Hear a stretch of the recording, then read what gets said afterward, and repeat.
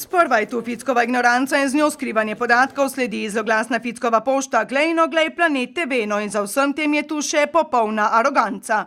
Ne bom vam odgovoril. Za piko na i sledijo še težke obsodbe na javnem kraju na prireditvi za Evropo in evropska sredstva.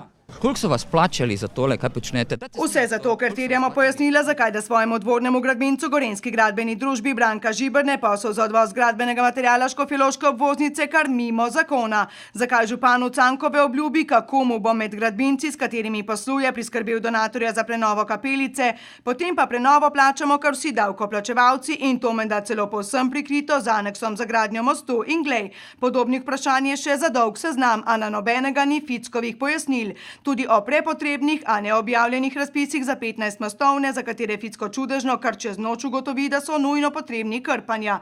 Pa je res mogoče, da se mostovi in to vsi po vrsti razmajajo kar na horuk? Težko komentiram, zakaj nekaj se je tako na hitro zgodilo, čeprav mislim, da se to ni tako na hitro zgodilo, saj te mostovi imajo svojo zgodovino.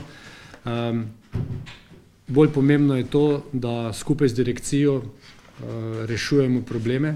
Minister še prejšnji ponedeljek vzame Ficka v bran in to kljub njegovi brezbrižnosti in to do varnosti, ogroženosti nas vseh na razmajanih mostovih. Če želite posebno tiskovno konferenco, vam bomo mi z veseljem dali, vendar ne danes. Nobeden pa ni odgovoren za to in tudi se ni zgodilo od danes na jutri, na to, kar vi namigujete.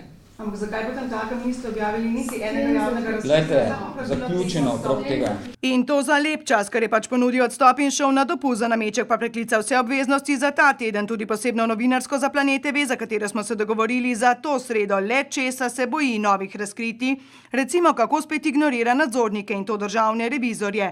Ta dokument in to za prenovo mostu v Prestranku na Pivškem je namreč spet spisan v duhu, da enim gradbincem zapira vrata za sodelovanje pri gradnji, spet drugim jih široko odpira. Razpis povsem v slogu Fickovih uradnikov.